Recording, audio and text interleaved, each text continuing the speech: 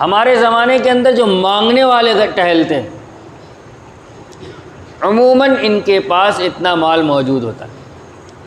600 12.5 gram چاندی کی قیمت کا مال تجارت، سونا چاندی یا روپیہ پیسہ ہو تو زکوٰۃ واجب ہوتی ہے۔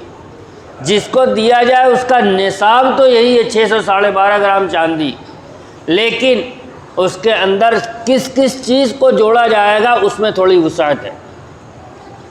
لہذا اگر کسی شخص کے پاس سونا چاندی روپیہ پیسہ اور مال تجارت،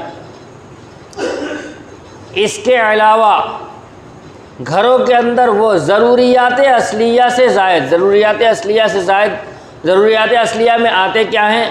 اپنا رہنے کا مکان۔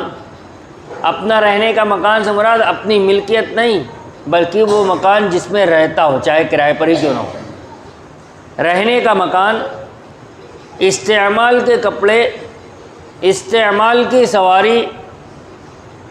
پرانے زمانے میں غلام ہوا کرتے تھے تو اس غلام کو بھی مال سمجھا جاتا تھا، آج کے زمانے میں غلام نہیں، لہذا اس کو ہم ہٹا لیتے۔ روٹی، اپنا روزانہ کا اپنا رہنے کا مکان، روزانہ کے استعمال کے کپڑے اور روزانہ کے استعمال کی سواری، اس سے زائد جو ہے سب جوڑا جائے گا۔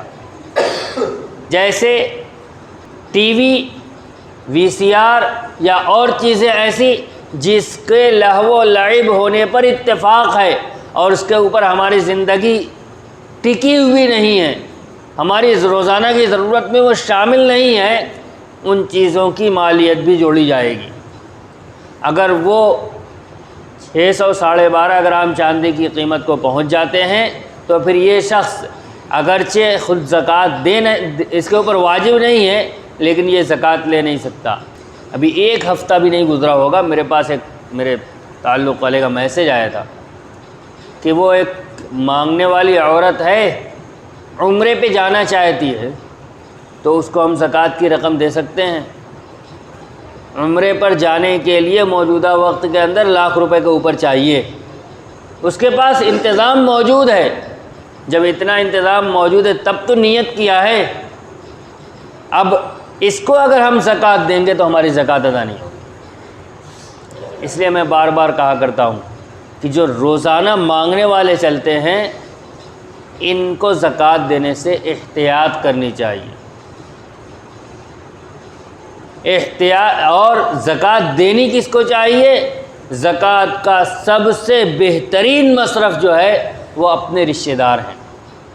معلوم کیجئے، آپ کے آس پاس آپ کے تعلق والوں میں ایسے لوگ موجود ہوں گے جو زکوٰۃ کے مستحق ہیں، لیکن وہ اپنی زبان سے کہیں گے نہیں، اور ان کے حالات ایسے نظر آ رہے ہیں کہ اس سے پتہ نہیں چلے گا کہ یہ زکوٰۃ کے مستحق ہیں۔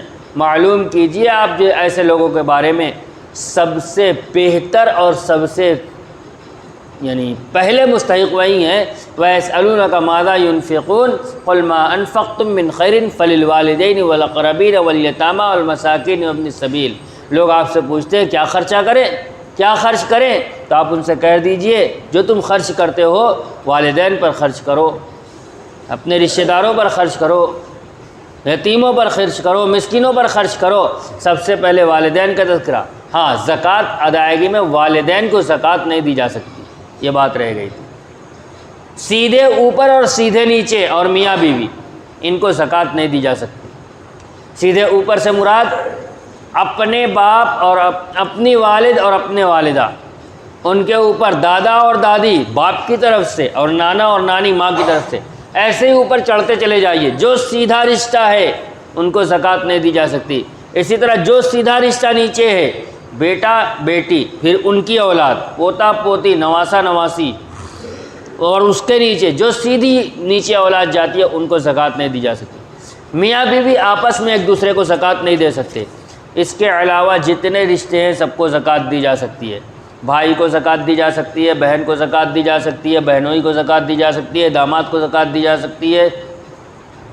اس کے علاوہ جتنے رشتے ہیں ہر ایک کو زکوٰۃ دی جا سکتی ہے، لیکن یہ وہ رشتے ہیں کہ جن کو ہم زکوٰۃ دیں اور بتا دیں کہ ہم زکوٰۃ دے رہے ہیں تو آپس میں اچھا نہیں سمجھا جاتا، اور اگر بتا دیں تو شاید وہ لے بھی نہ، تو جس کو زکوٰۃ دی جائے اس کو بتانا ضروری نہیں کہ ہم تمہیں زکوٰۃ دے رہے ہیں، بلکہ یہ کہہ کر بھی دیا جا سکتا ہے کہ میں تمہیں قرض دے رہا ہوں، جب ہو جائے تو واپس کر دینا۔ سیدھی سی بات ہے کہ جب بعد میں اس کے پاس ہو جائے گا تو وہ لے کے بھی آئے گا، خوددار آدمی ہے، تو اس وقت ہماری یہ ذمہ داری ہے، دیتے وقت ہماری نیت زکوٰۃ کی ہوگی، اس کو بتائیں گے نہیں کہ زکوٰۃ ہے، جب لے کر آئے گا تب ہم اس سے کہہ دیں گے کہ ہم نے تو دیتے وقت ہی نیت کر لی تھی کہ ہم آپ سے واپس نہیں لیں گے، لہذا اب ہم آپ سے واپس نہیں لیں گے، یہ روپیہ آپ اپنے پاس رکھ لیجیے، حکمت سے، اگلے کو معلوم بھی نہ ہو کہ ہمیں زکوٰۃ دی جا رہی ہے اور زکوٰۃ کی مد سے اس کے مدد بھی ہو جائے۔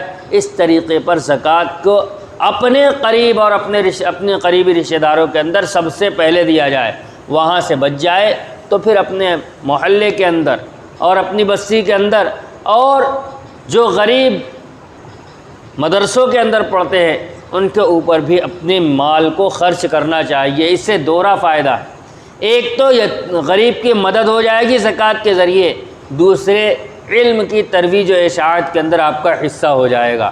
لہذا جو مدارس ہے اپنے طور پر ان کی تحقیق کر کے جو آ گیا اس کو دے دیا نہیں، اپنے طور پر تحقیق سے مراد جو تصدیقات وغیرہ جو طریقہ ہے اس کی چھان پھٹک کرنے کا، اس طریقے پر چھان پھٹک کر کے اب ان مدارس کے اندر بھی زکوٰۃ ادا کی جائے تاکہ اس کے ذریعے سے دین کی ترویج و اشاعت کا کام بھی چلتا رہے۔ اللہ تبارک و تعالی ہمیں توفیق عطا فرمائے۔